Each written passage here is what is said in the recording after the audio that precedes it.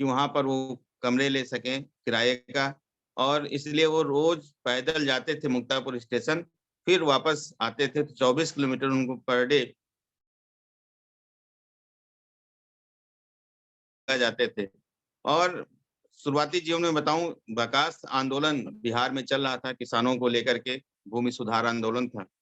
वहाँ से उनके राजनीतिक जीवन की शुरुआत होती है और 1938 में कर्पूरी ठाकुर जी के गाँव, जो पिथौजिया गाँव है, उसके पास में एक गाँव था, वही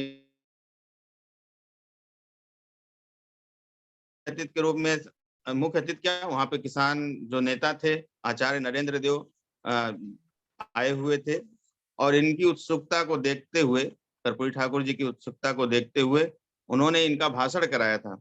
और उस भाषण को सुनने के बाद वहाँ पर उपस्थित आचार्य नरेंद्र देव सहित राहुल सांकृत्यायन, रामवृक्ष बेनीपुरी, स्वामी सहजानंद, जो बहुत बड़े किसान नेता थे, उन सब को बहुत ही उन सबको बहुत ही प्रभावित किया कर्पूरी ठाकुर जी ने। और इसी तरह से धीरे-धीरे उनको जब मंच मिलने लगा, जब वो सीएम कॉलेज दरभंगा में पढ़ाई कर रहे थे, उस दौरान जब गांधी जी ने भारत छोड़ो का आंदोलन नारा दिया था, भारत छोड़ो, 1942 की ये बात है।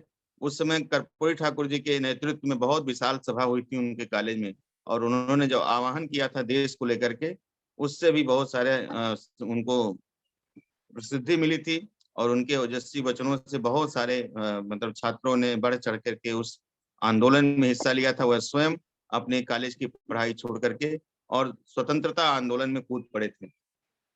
उनका जो राजनैतिक जीवन है, ये तो सामाजिक जीवन था। राजनैतिक जीवन की अगर बात करूँ, तो डॉक्टर लोहिया जी से बहुत ही प्रभावित थे वो।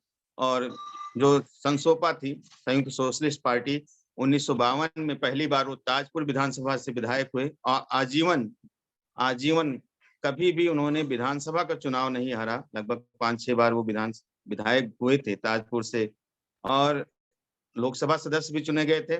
डिप्टी सीएम चुने चुने गए थे एक बार। डिप्टी सीएम, बड़ी पार्टी, इनके विधायक जो थे वो ज़्यादा संख्या में थे, उसके बावजूद भी इनको डिप्टी सीएम मतलब ये बनना भी नहीं चाहते थे, डिप्टी सीएम बने थे।